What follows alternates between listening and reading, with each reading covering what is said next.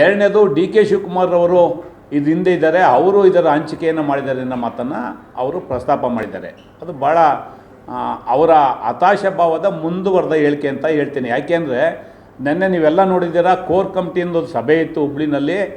Core ಕಮಿಟಿನಲ್ಲಿ ಅವ್ರನ್ನ suspend ಮಾಡಿಬಿಟ್ಟಿದ್ದೀವಿ, ಯಾರನ್ನ ಪ್ರಜ್ವಲ್ ರೇವಣ್ಣ ಅವ್ರನ್ನ, ಮತ್ತು ರಾಷ್ಟ್ರೀಯ ಅಧ್ಯಕ್ಷರಿಗೆ ರೆಕಮೆಂಡ್ ಮಾಡಿದ್ದೀವಿ ಅಂತೇಳಿ ಒಂದು ಹೇಳಿಕೆಯನ್ನು ಕೊಟ್ಟಿದ್ದಾರೆ. ಮತ್ತು ಅದರ ಆಧಾರದ ಮೇಲೆ ಆ ಪಕ್ಷದ ರಾಷ್ಟ್ರೀಯ ಘಟಕದ ಮಹಾಪ್ರಧಾನ ಕಾರ್ಯದರ್ಶಿ ಶಿವಕುಮಾರ್ ಅನ್ನೋರು ಒಂದು ಹೇಳಿಕೆಯನ್ನು ಕೊಟ್ಟಿದ್ದಾರೆ. ಇವೆಲ್ಲ ಒಟ್ಟಾರೆ ಕಟ್ಟುಕತೆ. ಅದಿರಲಿ, ಅವ್ರ ಪಾರ್ಟಿ ಅಫೇರ್ಸ್ ಆದರೂ ಸಹ ಕೋರ್ ಕಮಿಟಿಗೂ ಈ ಸಬ್ಜೆಕ್ಟ್ಗೂ ಸಂಬಂಧ ಇಲ್ಲ.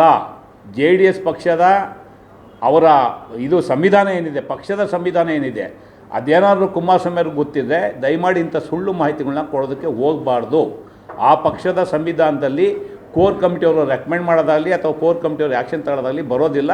ಅದು ಆ ಪಕ್ಷಕ್ಕೆ ಬಿಡ್ತೀನಿ. ಅವರು ಸಾಂದರ್ಭಿಕಕ್ಕೆ ತಕ್ಕಂತೆ ಅವ್ರು ಮಾತಾಡಿದ್ದಾರೆ, ಅದಕ್ಕೆ ಬಿಡ್ತೀನಿ, ಅದನ್ನು ನಾನು ಆಮೇಲೆ ಬರ್ತೀನಿ. ನನ್ನ ಮುಂದೆ ಇರ್ತಕ್ಕಂಥದ್ದು ಅಥವಾ ನಾನು ಹೇಳಕ್ಕೆ ಕೊಟ್ಟಿರ್ತಕ್ಕಂಥದ್ದು, ನಾನು ಹೇಳಿದಂಥ ಆರೋಪಗಳೇನಿದೆ, ಮೊನ್ನೆ 4 ತಿಂಗಳ ಹಿಂದೆ ದೇವರಾಜೇಗೌಡರು ಕುಮಾರಸ್ವಾಮಿರವ್ರನ್ನ ಭೇಟಿ ಮಾಡಿರೋದಕ್ಕೆ ಅವರು ಉತ್ತರವನ್ನು ಕೊಟ್ಟಿಲ್ಲ. ಸನ್ಮಾನ್ಯ ಪ್ರೀತಮ್ ಗೌಡರವರು ಇವತ್ತೇ ಭೇಟಿಯಾಗಿರೋದಕ್ಕೆ ಅವರು ಉತ್ತರವನ್ನು ಕೊಟ್ಟಿಲ್ಲ.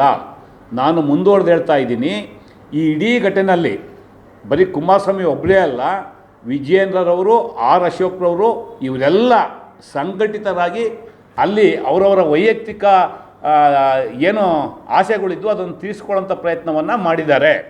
ಇವತ್ತು JDSನಲ್ಲಿ ಕುಟುಂಬ ರಾಜಕೀಯದ ಒಂದು ಏನು ಘಟನೆಗಳಿದ್ದಾವೆ, ಅದು ಈ ಪೆನ್ ಡ್ರೈವಿಂದ ಇರ್ತಕ್ಕಂಥ ಒಂದು ಘಟನೆ.